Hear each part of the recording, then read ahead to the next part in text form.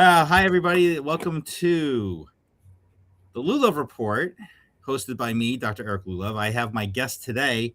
I have the wonderful trademark attorney from Lake Worth Beach, Victoria Doyle, candidate for Florida 23, running against Lois Frankel. What's up? What's up? How are you, Doctor? I'm good. I'm okay. Just trying to get Substack up and running here. So, there we go. I think we're good now. Yes, we're good. Okay. We're good. Yes, you too. Fantastic. Okay. All right. We're good here. Let me open up on this one. So at least I've got both going. And voila. Okay.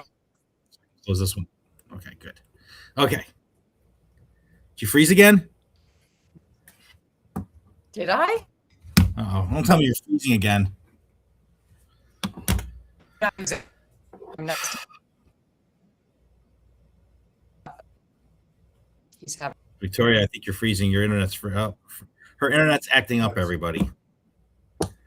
So, Let's go to you. Eric, can you hear me?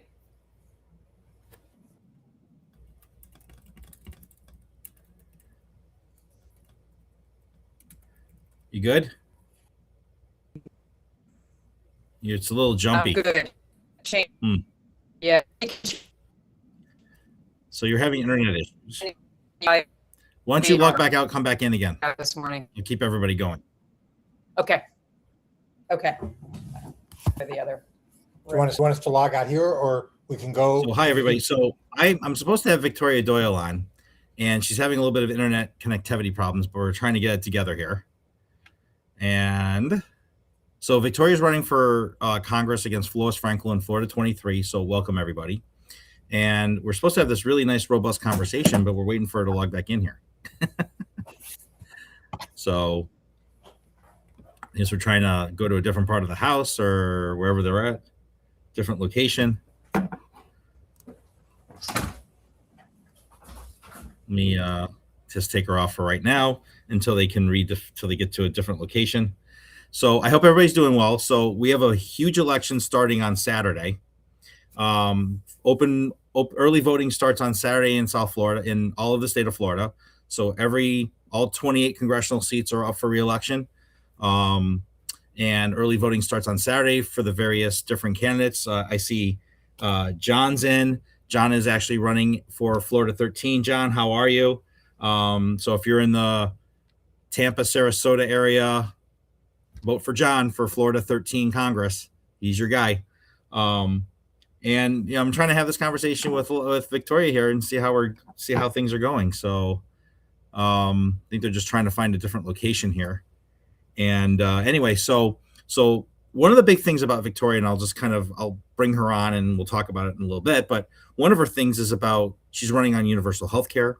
She's running on term limits. She's running on affordability and trying to make things better for the American people, especially for the district here, which is mostly going to be Palm Beach County and parts of mostly Palm Beach County and across the state into Naples, since we had all this redistricting here by Governor DeSantis. So that's part of it.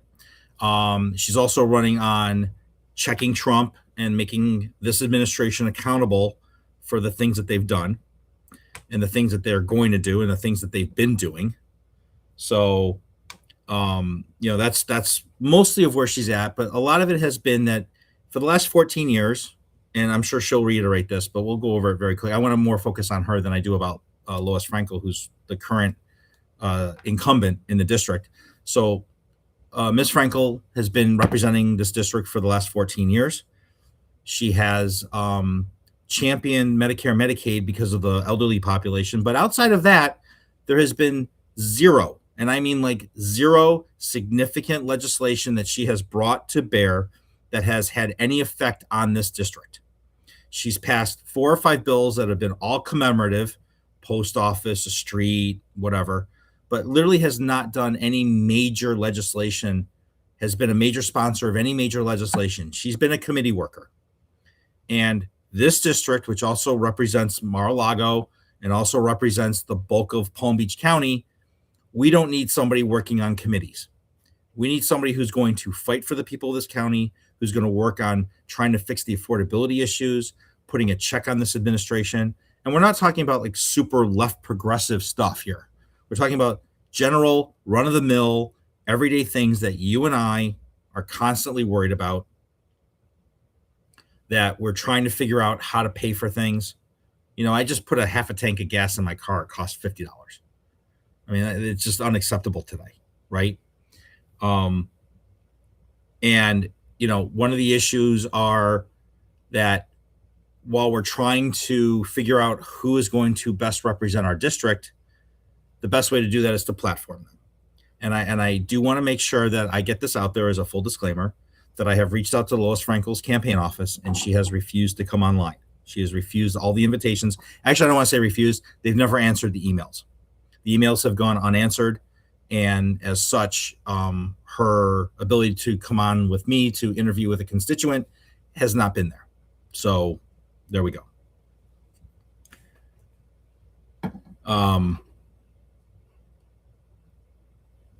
Needless to say, as I'm waiting for Victoria to come on, I do have a new piece coming out on Blue Net Media.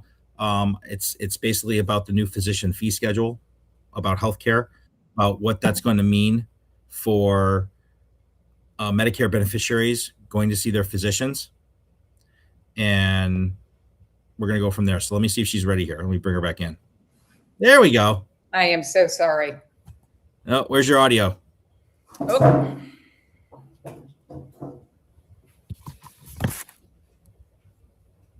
Everybody, that's Phil Katz. That's Victoria's campaign manager. Hey, Phil. can you hear us? Nope, still You can't hear you. Don't hear. Okay. I don't know how to do this. All right. Let's see if we can get this fixed here.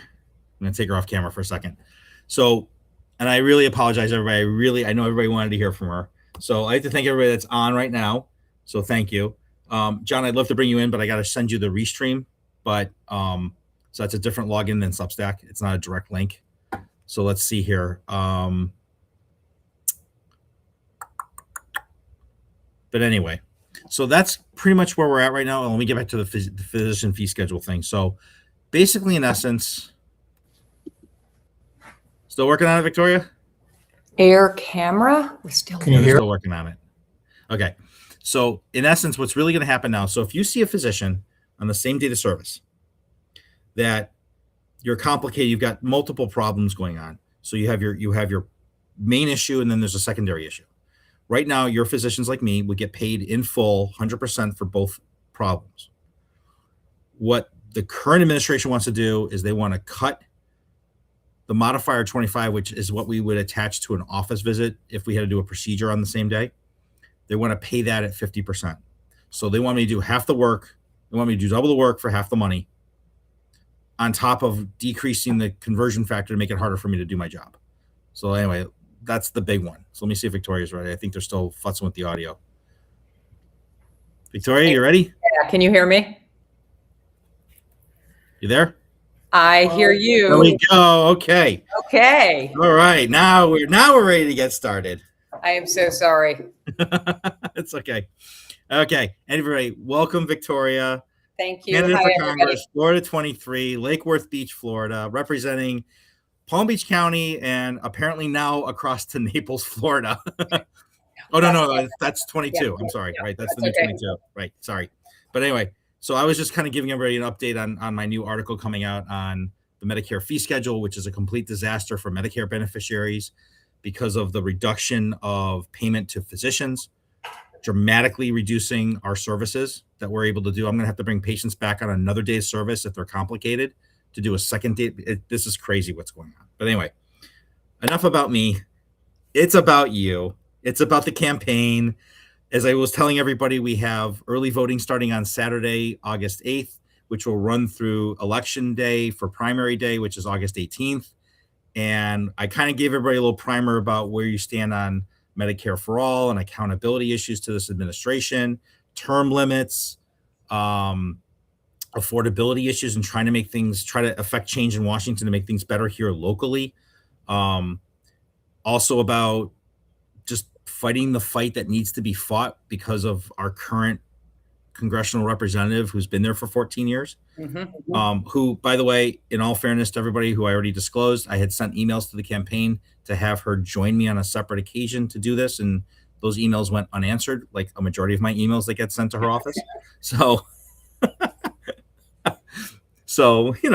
but anyway, let's give everybody an opportunity to reintroduce yourself to everybody. Elections in 4 days. Let's go. Let's go. So, Thank let's you. go. Thank you, good doctor. I am Victoria Doyle. I am running in the new FL-23, which runs from Linton Boulevard in Delray to Blue Heron in Riviera Beach. The But incumbent. they carved out Boca. So just to make sure, they've carved No out Boca. half of Delray Beach and That's carved right. out half of Boca. So That's what right. that effectively did was it took the largest city outside of West Palm in the district and took it out of the district. Yep.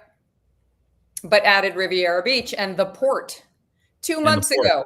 So after campaigning for a year, I'm now spending every day in Riviera saying, "You've never heard of me, vote for me for Congress," which is awkward, but they're very, very nice people there and they're eager for change. Anyway, it is a grassroots campaign. So the crux of my work is knocking on doors, making phone calls, and sending postcards to people in gated communities where we can't knock. I have raised. And there's a lot. There's a lot. What percentage, because I haven't done the math, but I mean, I drive around, I see, what percentage of the communities in the district are in gated communities that you have no access to? You just can't knock on doors. You can east of 95, but for the most part, everything west of 95 and Military Trail, it's gated. That's right. We think half. Wow. Yeah. Now, I've been invited to speak at some, which is wonderful. Some of the big ones have Democratic clubs. So I've been able to speak there, but very few, all things considered. It's okay. We hope that our message is getting through on social media, postcards. And you just had a major endorsement earlier this week, from what I understand. The Hispanic caucus. Yes. That was huge. And I also got the majority of the LGBTQ plus state caucus support. So that was huge. It's hard to run against an incumbent. And she's a particularly entrenched and to some beloved incumbent because she's been in office for 40 years. So very well known. I neglected to tell people that she was the mayor of West Palm Beach for 20 years prior to her congressional election in 2012. Yes. And before that in the Florida State House. Right. So her whole life has been in politics. She's always been a public servant, and she has served the district well. In many ways, and served her constituent well, but she's not to be ageism here. Nope. But she is 78. And more importantly to me than her age is her big donor situation, which I think is the core of our problem as a country. 216 PACs have donated to her campaign. Yes. And she's raised not that PACs are all bad. I don't want to just say that PAC money is all bad, because if you look at the list, a lot of it are professional associations. Like she might have gotten PAC money from the Florida Gastroenterology Society and physicians that have an interest in Medicare, Medicaid issues. But she's also gotten PAC money from FPL, from insurance companies, from banks, from big donor groups. Big Sugar is a big bad one. Sugar was a big one. I saw the Sugar one. And APAC is her biggest donor, which people have mixed feelings about. I personally think they exercise way too much power in our elections. And my stance about corporate and PAC money is simply that it has become so overwhelming. We have stopped centering the voters in the district. We are now centering big donors. So incremental change may be made, crumbs of "we still love ya" people, but transformational change, like in healthcare, is not going to happen until we push back on the healthcare lobby, the healthcare PACs. If we think about the three largest lobbies in the country: military, yep, pharma, yep, hospital. She takes from all of them. Mm-hmm. And the leading group of Democrats in Congress pushing for Medicare for all or universal health care or some improved system where we guarantee some level of health care regardless of private insurance is the Progressive Caucus. And Lois Frankel left the Progressive Caucus in a huff 2023. So she's not even working with those who are trying to make the transformational change we need so badly. And of course, that's the first caucus I'll join.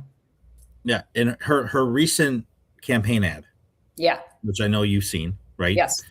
Was about kind of underscoring what she's done the last 18 months, which is more or less she's voted against the War Powers Act, which you do in an eye blink. It takes zero intelligence to vote against that one. Exactly.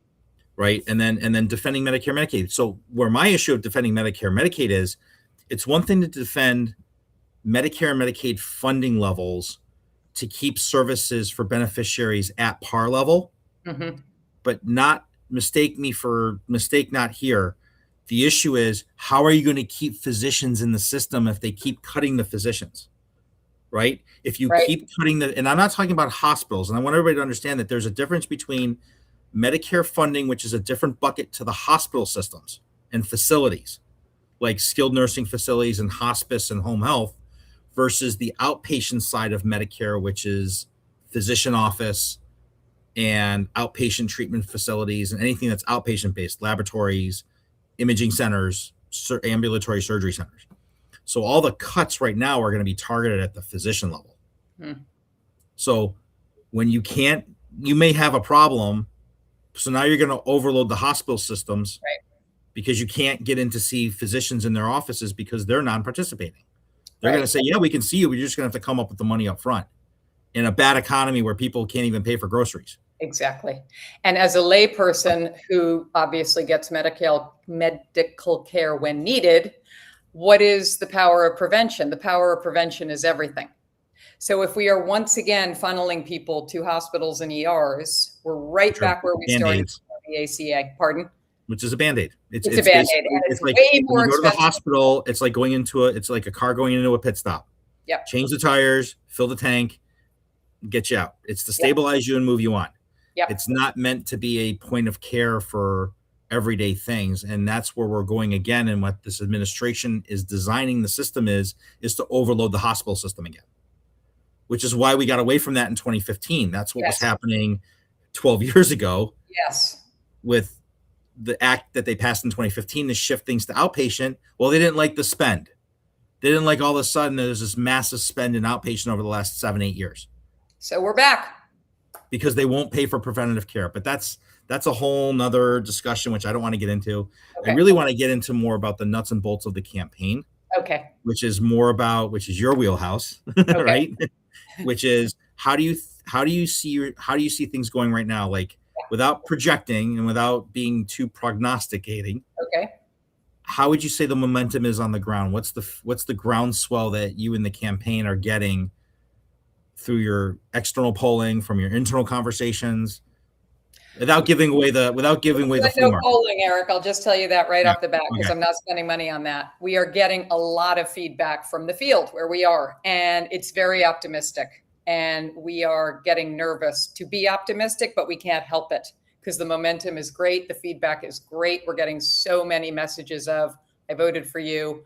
My whole neighborhood voted for you. My whole phone group, my whole social media group, my Let's Review Our Ballot cocktail party group, 7-1 voted for you. So I think the votes are rolling in. I'm very optimistic, but I can't be too optimistic because that would be foolish. We'll never know until Election Day on August 18. The door knocking is going extremely well. That is the way, obviously, to understand where voters are. Grassroots.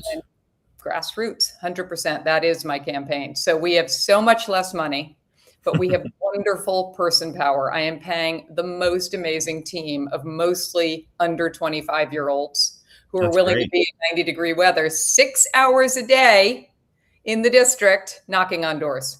And I join them every morning for 2 or 3 hours, whatever I can handle. So we're optimistic, and we know she's nervous for 2 reasons. One, she bought some ad time. She has never paid for ads for a primary in 14 years. Never. I've been in this area for 20 years and she's never bought an ad. Never bought an ad until the general, of course. Mm-hmm. The ads, we have ads from 2012 when she first ran to her latest ads say the exact same thing. I'll protect Social Security. I'll protect Medicare. I'll protect low income, and the sad truth is, and we don't entirely blame her, of course, but the sad truth is things have not changed for the better. They've changed for the worse in her 14 years. And so we say, do you really want more of the same, or do you want change? And we think this election is going to be a change election. Yes, a blue wave, but a blue change wave. Where a lot of it desperately needed. Yeah, are getting challenged. We need it. What is the number one item that the groundswell emotional feeling that's the first thing that people say when they meet you and you say, how can I help you? Or what's the one thing you want me to try to fix immediately? What's the one thing by more so than average that the one thing people are complaining about on the There ground? are two: universal health care and housing. Because that's specific to this district. Yes.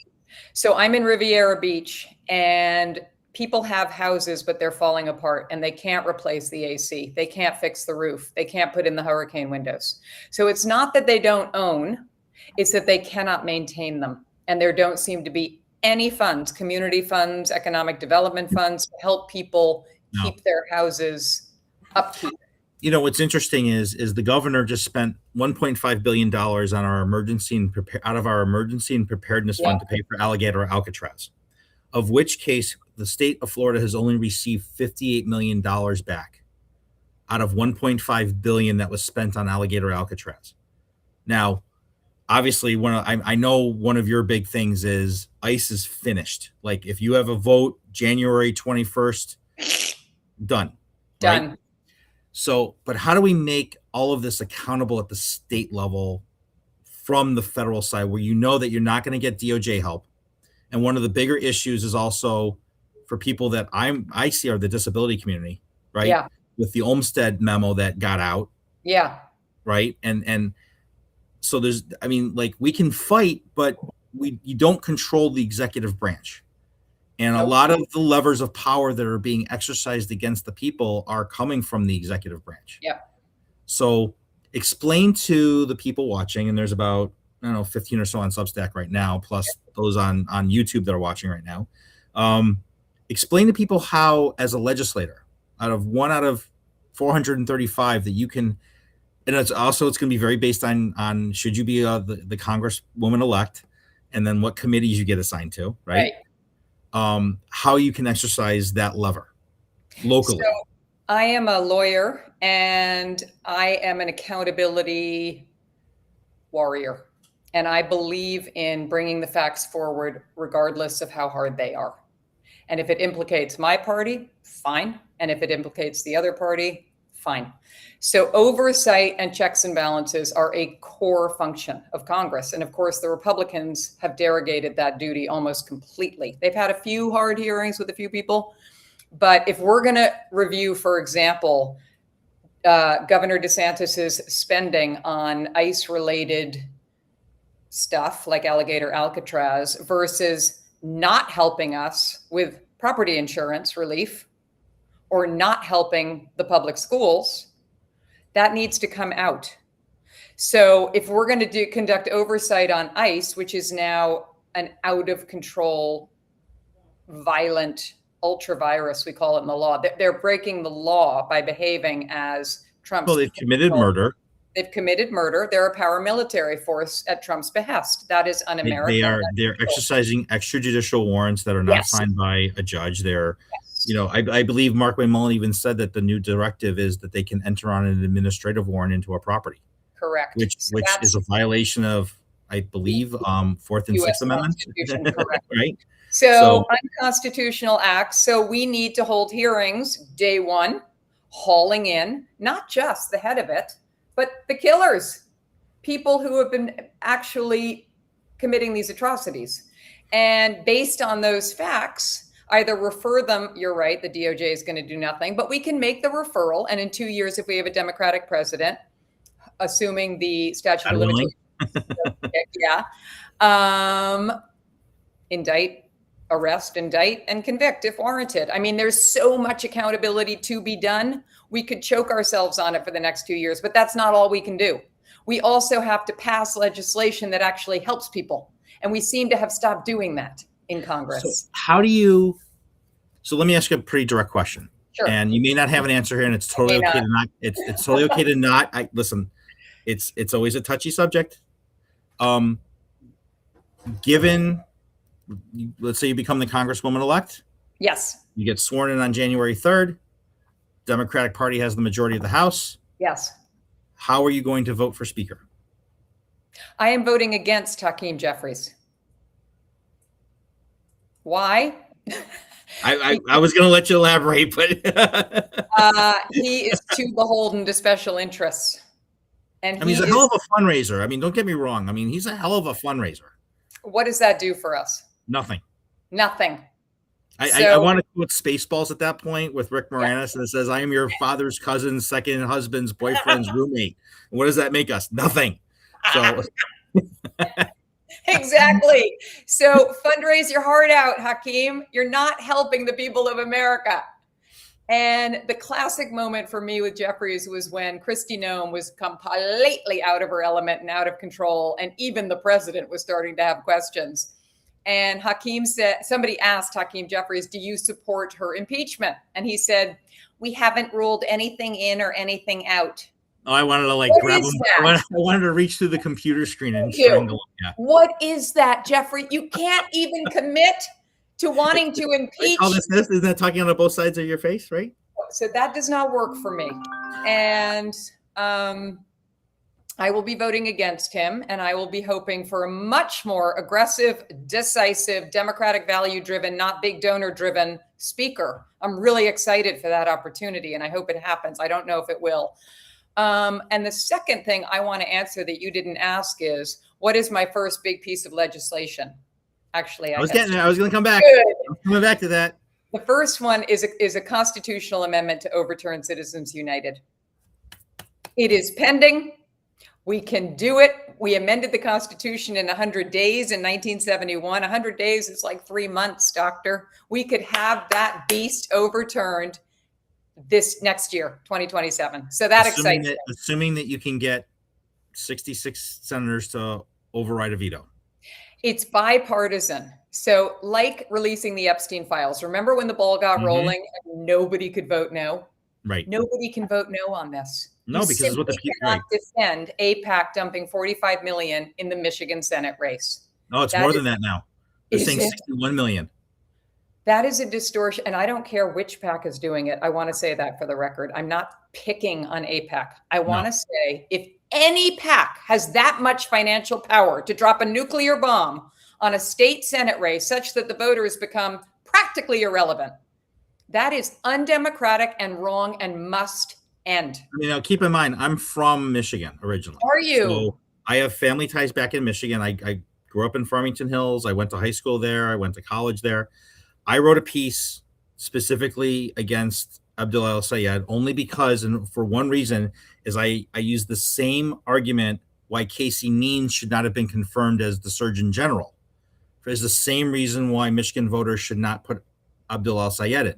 I'm not discounting the fact that he has a degree from Columbia. He's a medical physician. He's a medical doctor. He's a medical doctor with a degree from Columbia. He's a Rhodes Scholar, really smart, intelligent guy. But you cannot advertise yourself as a physician, as he was doing earlier in the campaign, which violated Michigan law. Misleading. It's a felony to call yourself a physician in the state of Michigan when you don't hold a license to practice medicine. Okay, that's not right. And it's disingenuous to the voters to say that you're a physician when you don't hold a license. It was the same thing that Casey Means was going out there saying that she could be the Surgeon General and she never finished her residency training. There's a standard. Right. I'm sorry. Yeah. If you're gonna hold public office, you need to be completely transparent. Absolutely. And that was wrong of him. Because we've seen what happens when you're not transparent in politics, and look where we're at. Exactly. Right? So here's my next question as a follow-up. Which, if you could select your committee assignments, which would be which would be the committee that you'd want to be first choice, first selection on as a freshman Congresswoman representing Florida 23 that you think you can do the most effective job in? Oversight. You sure you want to think about it? Not at all. Take your time to think about it. If I can't have that, I want to do just judiciary. Okay. And then the second one, and this doesn't exist yet. So this is part of getting a new speaker in or working with Speaker The grievance committee. No, we're done with grievances. Get over it, as my mother would say. It's a new day. It could be worse. The committee to regulate big tech. Okay. I would absolutely love to get my hands dirty regulating the algorithms that are causing so much rage and even suicide in children. Yep. And the out of control misinformation that Elon Musk gets away with pumping on his X platform and Trump on his Truth platform that is so damaging to our democracy. And then regulating cable. I mean, Fox News has gotten away with its lies for how many decades? And the government, we can't do anything, free speech. Yes, of course we can do something. We need to figure it out and do something. So here's my next question. This is kind of a little bit more into your trademark attorney background. So, the president, well, other than the airport issue, we'll discuss PBI at one point, but I won't. I have to fly out to Nashville tomorrow, and I literally changed my flight. I am literally going to go out of Miami tomorrow. I will not fly out of our home airport because I can't. I don't want to see it. No, I can't. I mean, it's worse than you think, by the way, because I had to drop a friend off, and I was like, "It's everywhere." I can't. I mean, I used to love that drive up Southern Boulevard to go to the airport, coming off the turnpike, and it's 10 minutes from my house. But now I have to go to Miami. Anyway, that's neither here nor there. So this is more or less on the fact that he has been posting his stuff on Truth Social, talking about Citigroup in his last week about this great day they had on the market, and Citigroup wound up outpacing the entire market by like 8 or 9%. So where do you feel that there should be some legislation to start curbing the language of the president on social media that's basically, in essence, initiating insider trading? Precisely. That's the legislation. You can't do that. But the SEC is controlled by the executive branch. So how do you get around that? I know. Well, we passed the legislation in Congress, and then we put it on the president's desk, and then he is forced to explain himself. Now, if he says, no way, we all want to make money illegally and be corrupt here, then we have to wait till the next president. But you have to do the hand thing. Making money is not bad, and corruption is done everywhere, and we're getting better at it.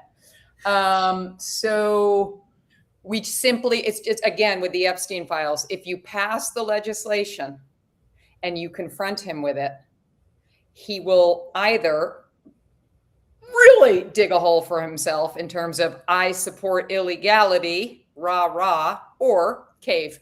And I hope he will cave. Well, who? Taco Tuesday?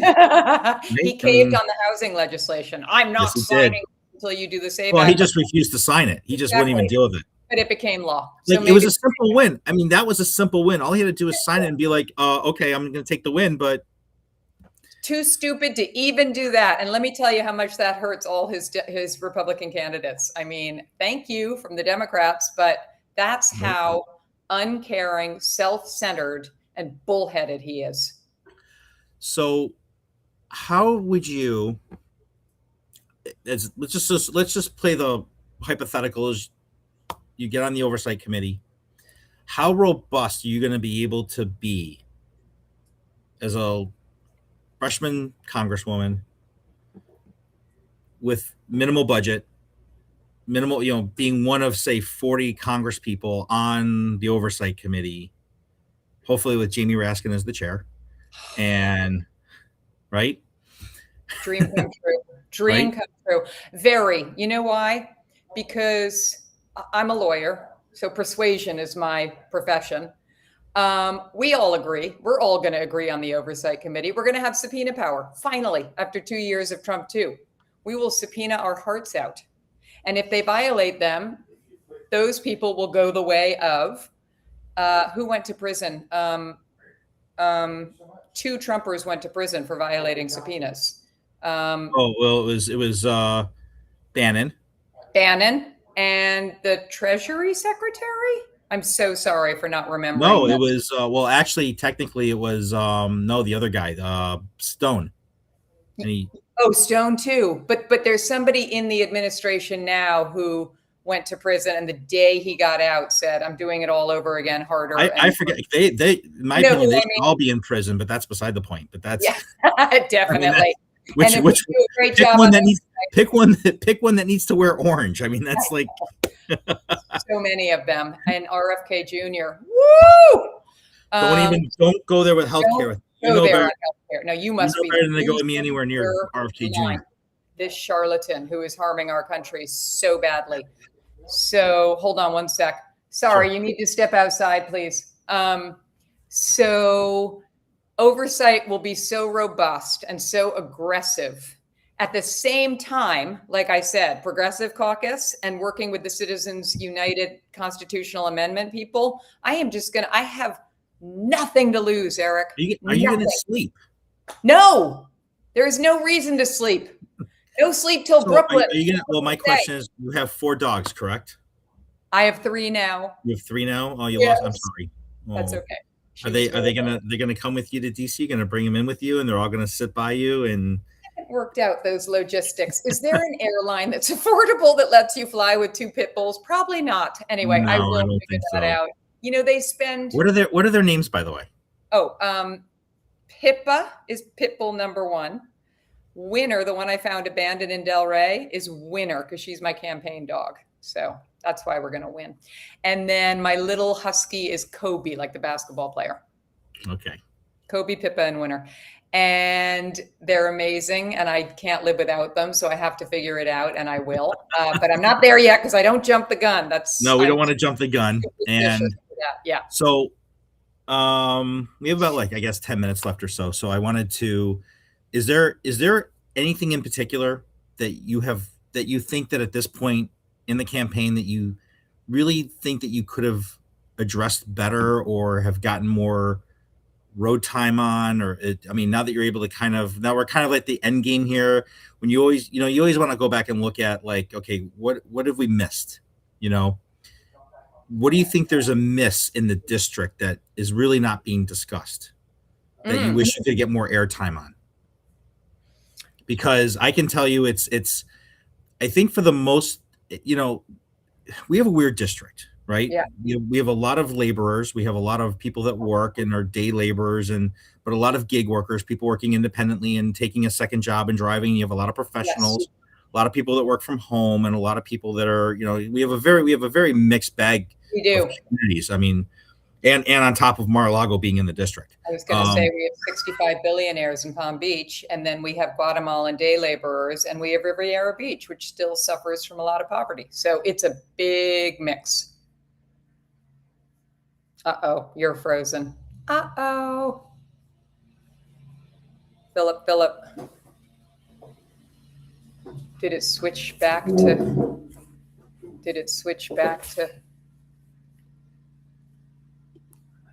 Nope. Guys, here. We're still on. Shoot. Okay. Yeah, he froze this time. You're frozen. Darn. People are calling me from this. That's who's calling. People are watching this. They're calling me right now in real time. You gotta go outside. It's too loud. Sorry, but it's true. To say what? That they support me? Yes. Ah, wonderful. Oh my God, the lawn man's here. Really one thing after another. That's amazing. From the website. Mr. Jackson. You just called the last time. That's amazing. Somebody else before that. That's amazing. Shoot, Eric, we lost you. You just texted. Just lost my internet. Oh, he did. What's the one thing that hasn't been discussed enough in the district? I was going to say,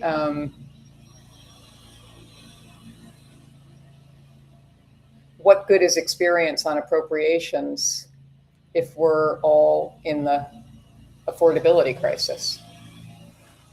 But maybe that's... Oh, now it's just me. I'm just asking if we should log out and back in, or if he'll just come back.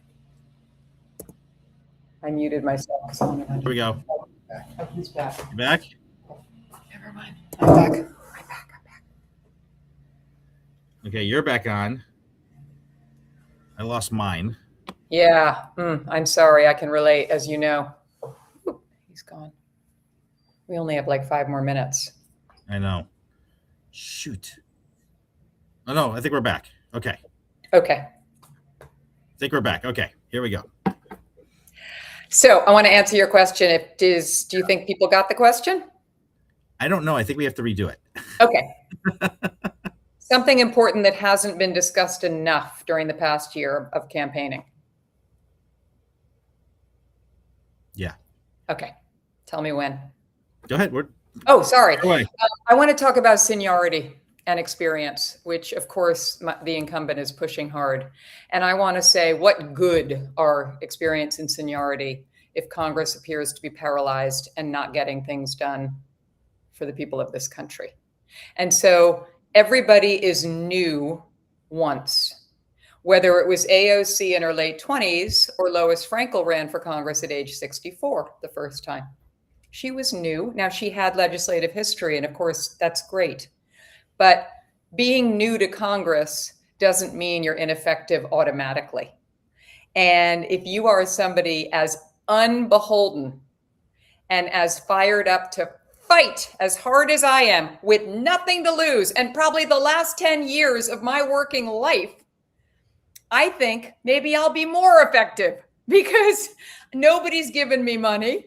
I have no back. I'll rub your back. You rub my back when I get to Congress. I'm an outsider.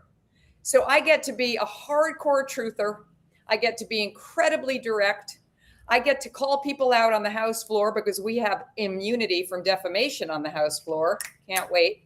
And I'm really, really disappointed in Congress. And it needs to do better. And I'm going to be the person knocking down doors telling everybody that. You're not serving your people. Right. So, but how do you get people to basically grow a spine when they haven't had one?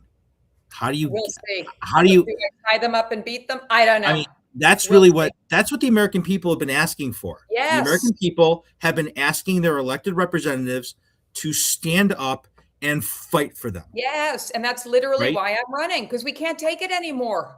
And when Hakeem goes, what are you doing? We're But losing it's not. our I mean, country. it's not just Jeffries though. It's the same issue with the senators and this. Yep. We just saw what happened with Cornyn and Tillis just folded on the committee for judiciary. Yep. And I mean, and that's why this election is even important for people in Florida to vote out Ashley Moody and to get our governor replaced and to get, I mean, like, and to make sure that Byron Donalds does not become the governor. Who will pave over the entire state with data centers. Mark my words. He is taking millions from big tech to do that. Oh, huge.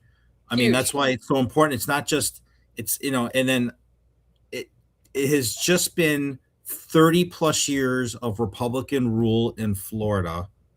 And look where we are. Thankfully in Southeast Florida, it's been a little bit more, at least more democratically, but we just saw how the Palm Beach County Commission just caved on Trump with the airport.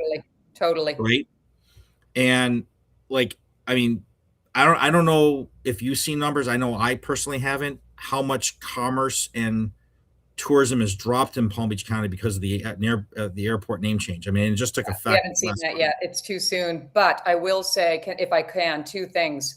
I'm an activist by nature. And so I show up and I make noise. And so the airport, I showed up at those meetings and called them out and then sued the minute they passed it, waiting for that lawsuit to work its way. And it hasn't been stumped by DeSantis yet. And after the election, I'll probably amend the complaint and make it 10 times rougher on them.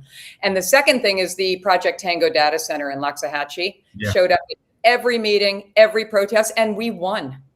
Yes. And the commission said, we have candidates in here. Election season. They're not even running for local office. And I was like, exactly. It doesn't matter. If you have a platform in a bully pulpit, like Lois Frankel, the most powerful Democrat in Palm Beach County, show up, use your voice, give an opinion, try to influence the outcome, show you care, and she doesn't. She just doesn't. So I'm a for very years. sorry.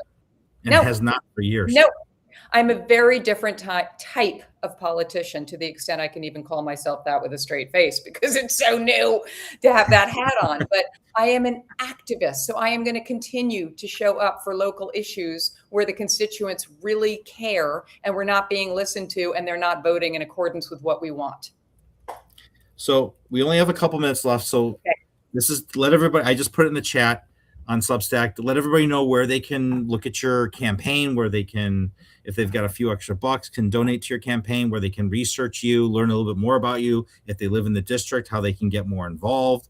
Great. I mean, we're really, at crunch time. Down to votes. We're down to votes. That's all. That's what I need. I don't need money and I don't need time, really. I need votes, and I need you to call the 100 people in your phone contacts and say, I'm voting for Victoria. Here's why. Please vote for her. Because so few people vote in primaries, Eric.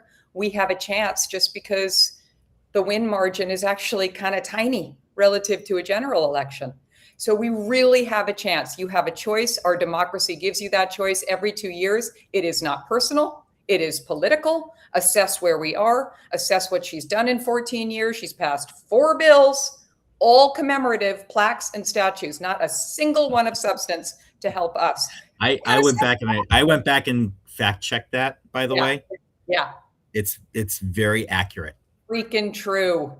And she hates it when I bring it up. You don't understand how legislation is passed. Okay, maybe I don't, but guess what? How hard is it to be a co-sponsor?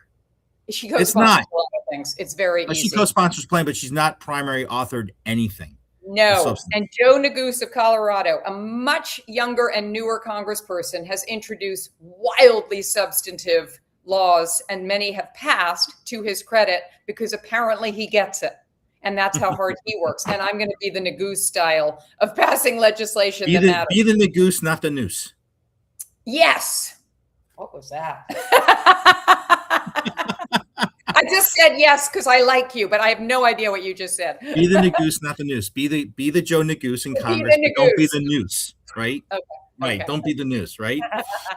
All right. Well, Victoria, I'm sorry we had all the technical hiccups here, and we only got 47 minutes in, but listen, it's been a pleasure getting to know you over the last couple months and knowing your campaign and being a part of your run to hopefully a much longer than the only other thing we didn't talk about was term limits. Yeah, I'm for term limits. Yeah. I mean, I say 10 to 12 years in Congress. Some people want 4 to 6 years. I sort of lean a little longer. I think the equivalent of 2 terms as a senator and 6 terms as a U.S. congressperson is exactly 12 years. I would even be willing to change the congressional term to 3 years, only because the minute you get elected, you got to start running again. I agree with you. It's you can't get anything done. Well, it's the money. If we get the money out of the equation and we have publicly funded 50-50 and just grassroots money, that will change dramatically, because they're not going to spend so much time on the phone with their donors. And then maybe you can actually spend some time negotiating and compromising and legislating and doing your freaking job. Precisely. And that's going to be me in Congress. That's going to be me. I'm running this on a shoestring. And if we win, I'm going to show you all. You don't need buckets of money to win. You need to listen to voters and care and promise to do the right thing. Well, and like everybody's been talking about, it's having the right candidate in the right district that knows the people that candidate needs to represent, and to be able to message appropriately for the area that you live in, because not every candidate is right for every district. And you can't, like, what works in New York City doesn't necessarily work in Virginia or in Palm Beach County or in Monterey County in California. It's the right candidate for the right district, representing the people that they know best, which are their neighbors. Right. And every district has different needs. And so I am completely dialed in to District 23. I know nothing about even New York City at this point, frankly, because I've been gone so long. But we're all entitled to who we vote for. And big money should not be swamping that. It should be our choice and our decision based on the facts. Well, and that's what I'm about. I wish you the best on August 18th. I know where my vote's going to be going come Saturday, because I will be voting in person. Me too. Saturday. But for anybody else that is in the district, you vote your conscience, you vote, but as long as you vote, that's the most important thing, that you exercise your right to vote. Absolutely. Okay. And Victoria, I wish you well. And this is always, listen, from the first time you and I started talking, I knew that this was something. And the weird thing is that you and I have never actually met in person. And I've had many opportunities. I've been traveling. I've had work. You've been busy. We haven't really connected yet, but I swear to God, that's going to happen one day. I hope God so. willing, you're going to be a free advisor to me on Medicare for All or universal health care, because I will be more than happy to participate. Wonderful. I need that. And I hope to call you the Democratic nominee for Florida 23 in about 14 days. Me too. Thank you actually 18 so days, much. excuse me. I wish you all the best in the world. 2 weeks from today, and we'll send you our watch party. Maybe you'll come. Please, I would love to. Thank you so very much. Of course. Everybody, Victoria Doyle, trademark attorney, future congressional representative for Florida 23. I am Dr. Eric Lulov. You've watched the Lulov Report. Everybody have a great rest of the day. If you have any questions that you'd like me to forward to Victoria, please DM me and put it in the Substack chat, or you can email me to my practice address. And again, Victoria, thank you so much to you and your campaign team for making you available. Thank you. Have an excellent day, Eric. Thank you. Bye. Bye-bye.